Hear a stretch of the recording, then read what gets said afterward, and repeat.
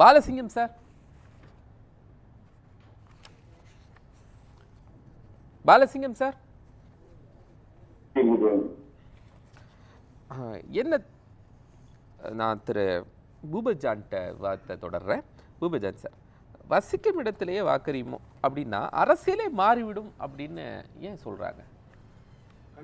Constitution கொடுத்த preference தானே இல்லை. இப்போ கான்ஸ்டியூஷனை வந்து தப்பாக இன்டர்ப்ரெட் பண்ணுறதே வந்து இப்போ பிஜேபி அதனுடைய அலைட் ஃபோர்ஸஸ் தான்.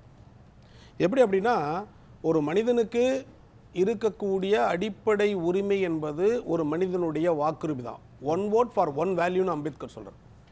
எப்படி வந்து ஒரு தாழ்த்தப்பட்ட மக்களுக்கும் ஒடுக்கப்பட்ட மக்களுக்கும் எந்த விதமான உரிமை இல்லாத பொழுது, நில உரிமை, சொத்துரிமை, அதிகார உரிமை, பண உரிமை எதுவுமே இல்லை, இந்த நாடு அப்படி ஒரு தாழ்த்தப்பட்ட மக்களையும் ஒடுக்கப்பட்ட மக்களையும் அடக்கி வைத்திருக்கிறது. அம்பேத்கர் வந்து அதை வந்து ஒரு புது ஜனநாயகமாக ஒரு புது இந்தியாவை கட்டமைத்து one vote for one value அப்படின்னு சொல்லி கொண்டு வர்றார். அந்த உரிமையையே பறிக்க நினைக்கிறது இப்போ இருக்கக்கூடிய ஒரு தேர்தல் ஆணையத்தினுடைய நடவடிக்கைகள்லாம்.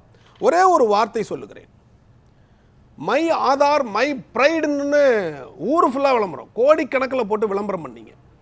என் ஆதார் என் உரிமை அப்படின்னு, என் பெருமை என்றெல்லாம் பண்ணுறீங்க. ஆனால் இந்த நாட்டில் எங்கே போனாலும் ஆதாரத்தான் காட்டுறோம்.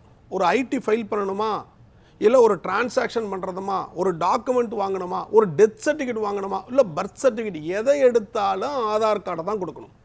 அப்படி எந்த ஒரு ஆதாரத்தை வைத்து ஆதார் கார்டு எங்களுக்கு உரிமையாக கொடுத்தீர்களோ அந்த ஆதாரே செல்லுபடியாக போகிறதுங்க. ஐயா சொன்னார், தோழர் சொன்னார், வாக்காளர் அடையாள அட்டை ஓட்டர்ஸ் கார்டை வச்சு பண்ணலாமேங்கிறாரு. ஓட்டர்ஸ் கார்டே எலிஜிபிள் கிடையாது இல்லை, இப்போ இருக்கக்கூடிய கொண்டு வந்ததில்லை. இதில் என்ன அப்படின்னா, ஜனவரி 2025 வரைக்கும் இந்த ஓட்டர்ஸ் லிஸ்ட் 7,95,00,000 பேர் இருக்கிறாங்க கரெக்டா. இப்போ ஆகஸ்ட் 1 அதை 65 லட்சத்தை குறைச்சு 7,24,00,000 இறங்கிருச்சு. 65 லட்சம் தான் அப்படின்னு சொல்றாரு தோழர். சொல்றாரு 67 லட்சத்துல என்ன இருக்குதுன்னு சொல்லிட்டாரு. ஒரு பல ஆயிரம் ஓட்டுங்கள் தான் ஒரு எம்எல்ஏவை தீர்மானிக்கிறது. இதுல பல பேர் தமிழ்நாட்டில் இருக்காங்க, கிட்டத்தட்ட 6.5 லட்சம் பேர் தமிழ்நாட்டில் இருக்காங்க. அதுதான் சொல்ல வர. இவர் என்ன சொல்ல வர்றாருன்னா, இந்திய நாடு இறையாண்மை அதெல்லாம் நாங்கள் ஒத்துக்கிறோம். இந்திய நாடு ஒரு நம்ம இருக்கக்கூடிய, அதாவது நம்ம கட்சிகள் எல்லாமே, திராவிட கட்சிகள் எல்லாமே இந்திய இறையாண்மைக்கு மாறி ஆதரவா இருக்கிறது எதுவுமே கிடையாது. எப்படின்னா, இப்ப இவர் சொல்றாரு, தோழர் சொல்றாரு, இங்கிருந்து பாம்பே போறோம், இங்கிருந்து பெங்களூர் போறோம், அங்க இருக்கிற தமிழர்களை எல்லாம் ஒதுக்கிடலாமான்னு. அவர்கள் சென்றது வேறு, அவர்களுடைய நோக்கம் வேறு. அவர்கள் வாழ்வாதாரம் தேடி அப்பவே இருந்து செட்டில் ஆகி எல்லாம் பண்ணியிருக்கிறாங்க. இப்ப வந்து இங்கு இருக்கக்கூடிய உள்நோக்கத்துடன் பீகாரிலிருந்தும் உத்தரப்பிரதேசத்திலிருந்தும் வேறு மாநிலங்களிலிருந்தும் உள்நோக்கத்துடன் கொண்டு வரப்படுகிறார்கள். அது விசாரிக்கப்பட வேண்டும். இந்த 6.5 லட்சம் பேர், ஆமாங்க, என்ன உள்நோக்கமா? உள்நோக்கம் என்றால் இங்கு இருக்கக்கூடிய திராவிட கட்சியினுடைய வாட்டு வங்கி பிரித்து இந்துத்துவ கொள்கையை உள்ள கொண்டு வருவது, இதுதான் அவங்களுடைய நோக்கமே. இதுதான். இது வந்து வெளிப்படையாக தெரியாது. இல்ல, நீங்க ஒரு விவாதத்துல நம்ம முன்வைக்கிறோம், அங்கெல்லாம் வேலை இல்லை, வேலைக்காக இங்க வராங்க அப்படின்னு ஒரு விவாதத்தில் முன்வைக்கிறோம். இப்போ வாக்குரிமை அப்படிங்கிற உள்நோக்கத்துக்காக இங்க வராங்கன்னு சொல்றீங்களா? நம்ம என்ன சொல்ல வரோம்னாங்க, ஆரம்ப கட்டத்தில் தொழிலாளர்கள் ஒரு இடத்திலிருந்து இன்னொரு இடத்து புலம்பெயர்ந்து வருவது தொழிலுக்காக வந்தார்கள், அது மறுக்க முடியாதது, வரவேற்கிறோம். இப்ப இவங்க எல்லாம் சும்மாவா இருக்காங்க? தொழிலுக்காக தானே கூட்டிட்டு வராங்க.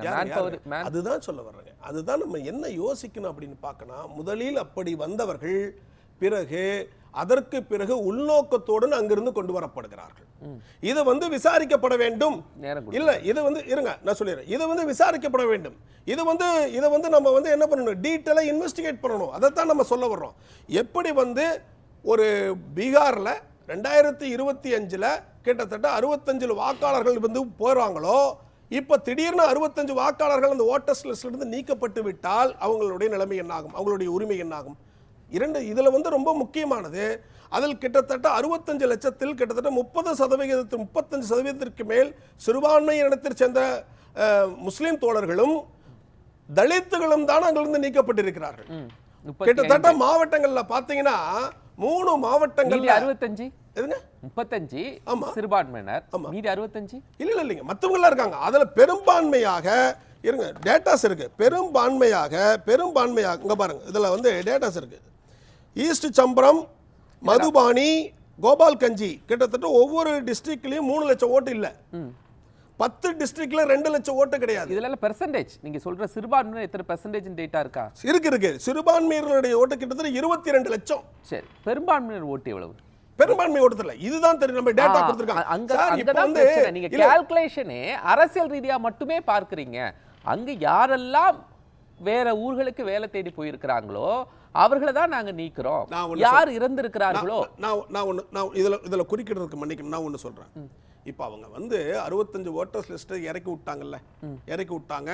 அங்கங்க இருக்கக்கூடிய முஸ்லீம் பாப்புலேஷன் ஓட்டும் தலித்துகள் ஓட்டும்லாம் நீக்கப்பட்டிருக்கு. எல்லாம் ரைட் ஓகே. இப்போ அவங்க அது மட்டும் இல்ல, இப்போ எலக்டரல் போஸ்டல் லிஸ்டில் இருக்கக்கூடியவர்கள் வந்து என்ன பண்றாங்கன்னா, நீங்க உங்களுடைய ஐடென்டிட்டியை ப்ரூவ் பண்றதுக்கு நீங்க என்ன பண்ணணும், டாக்குமெண்ட்ஸ். சரி சார், இப்போ ஒரு ஓட்டு போடுறதுக்காக இப்போ ஒரு எலெக்ஷன் நடக்குது, பீகார்ல எலெக்ஷன் நடக்குதுன்னா இங்க இருக்கக்கூடியவங்க எல்லாம் ஒரு நாள் வாக்களிக்கிறதுக்கு இங்க இருந்து அங்க போய் வாக்கு செலுத்திட்டு வரணுமா? கண்டிப்பா எந்த பகுதிகளில் இருக்கிற இல்லைங்க, அப்படித்தான் ஒரு இந்திய நாட்டை பொறுத்த வரைக்கும் எங்கெங்கெல்லாம் எந்த நாடு இதா இருக்கிறதோ அங்கதான் வந்து வரணும். அப்படித்தான் நம்ம வந்து என்ன பண்ணணும், ஒரு சிஸ்டத்தையே மாத்தணும். அப்பதான் அதனுடைய ஒவ்வொரு நாட்டினுடைய இறையாண்மையும் பாதுகாக்கப்படும். இன்னைக்கு ஒரு சிங்கிள் டேல நம்ம எப்படி இன்னொரு ஊருக்கு போய் வாக்களித்துட்டு திரும்ப அந்த ஊருக்கு, நான் இருக்கிறேன் ஹைதராபாத்ல இருக்கிறேன் சார், நான் ஹைதராபாத்ல இருக்கிறேன், கன்னியாகுமரியில போய் எனக்கு வாக்களிக்கணும். இந்த சிங்கிள் டேல இஸ் இட் பாசிபிள் சார்?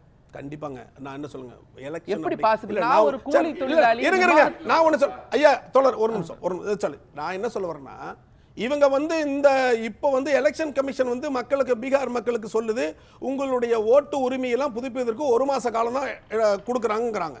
அப்புறம் என்ன சொல்றது, டாக்குமெண்ட்ஸ் வந்து ஆன்லைன்ல அப்லோட் பண்ணுன்னு சொல்றாங்க. எங்க இருக்கக்கூடிய மக்கள் வந்து பெரும்பான்மையான மக்களுக்கு வந்து இன்டர்நெட் தெரியுது, டாக்குமெண்ட் அப்லோட் பண்றது தெரியுது. இப்ப நம்ம படிச்சவங்க படிச்சவங்களே வந்து ஒரு டாக்குமெண்ட் அப்லோட் பண்ணா வந்து ரிஜெக்ட் பண்ணுது, பஃபரிங் ஆயிட்டு இருக்குது, ப்ராப்ளம் ஆயிட்டு இருக்குது, நெட் சரியா வர மாட்டேங்குது, ப்ராப்ளம் இருக்கு, டாக்குமெண்ட் அப்லோட் பண்றதுல நிறைய பிரச்சனை இருக்கு. இவங்க வந்து டாக்குமெண்ட் அப்லோட் பண்றது ஈஸின்னு சொல்றாங்க. ஒண்ணு. ரெண்டாவது வந்து யூபிஐ வந்தப்ப எல்லாரும் இப்படிதான் கிண்டல் பண்ணி, ஐயா இருங்க, காய்கறி விக்கிறவங்க கீரைக்காரமெல்லாம் இன்னைக்கு யூபிஐ பேமெண்ட் வாங்குறாங்க. அவங்களுக்குலாம் அவங்க அறிவு இருக்கு. யூபிஐ மாதிரி ஒன்றிய அரசினுடைய ஃபண்டுகளை ஃப்ராட் பண்றது வேற எதுவுமே கிடையாது. எது ஆன்லைன்ல கொண்டு வருது உங்களுக்கு, ஆன்லைன்ல நீங்க கேஷா எடுத்துட்டு போய் ஏமாத்திட்டு இருக்கீங்களா? மதிப்பிற்குரிய பிரதமர் அவர்கள் கொண்டு வந்திருந்த திட்டத்தை களவாடுவதும், அவங்களுடைய திட்டத்தை வந்து அநியாயம் பண்ணுவதும், பணத்தை எடுப்பதும் யூபி பீகார் போன்ற இருக்கிற மாதிரி எதுவுமே கிடையாது. யூபிஐ சரியா வாங்குங்க. எது சொல்றீங்க? யூபிஐ செல்போன் பேமெண்ட், அது எல்லாரும் கிண்டல் பண்ணீங்கல்ல, எப்படி கீரைக்காரமா பண்ணுவாங்க, படிக்காதவங்க பண்ணுவாங்க, இன்டர்நெட் இருக்கா, எல்லாத்தையும் செல்போன் இருக்கா? நீங்க இன்னைக்கு உலகமே வியக்கிற அளவுக்கு இந்தியா செய்து கொண்டிருக்கிறது. இன்னைக்கு இது அப்ப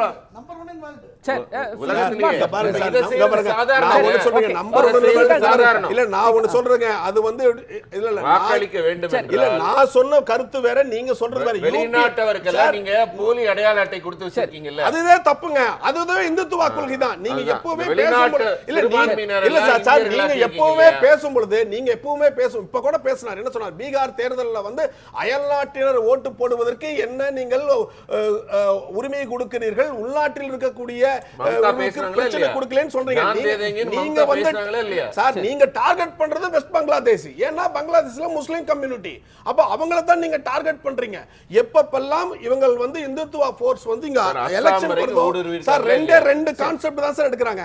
ஒன்னு, ஓவரால் இந்தியா கூட்டு வெளிய பாலிடிக்ஸ் பார்த்தா அது வந்து ரிலிஜியஸ் பாலிடிக்ஸ், இங்க லோக்கல் வந்தா காஸ்ட் பாலிடிக்ஸ். இந்த ரெண்டு பாலிடிக்ஸ் தான் சார் அவங்க உள்ள கொண்டு போறாங்க.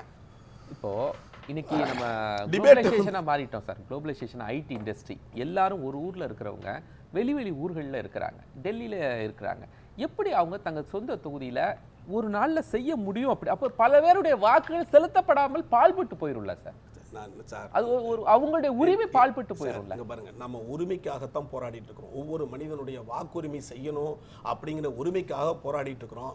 கிட்டத்தட்ட 2025 ஜனவரி வரைக்கும் இருந்திருக்கக்கூடிய உரிமை வந்து இப்ப பறிக்கப்பட்டுருச்சு. அப்படியே பறிக்கப்பட்ட உரிமை ஆதார் கார்டையும் எலெக்ஷன் ஓட்டர்ஸ் ஐடியும் யூஸ் பண்ணுங்கன்னு சொல்லிட்டு நம்ம கேட்கிறோம். எலெக்ஷன் கமிஷன் வந்து எந்த ஆதார் கார்டு கொடுத்ததோ அது வேண்டாங்குது. சுப்ரீம் கோர்ட்டுக்கு போறாங்க.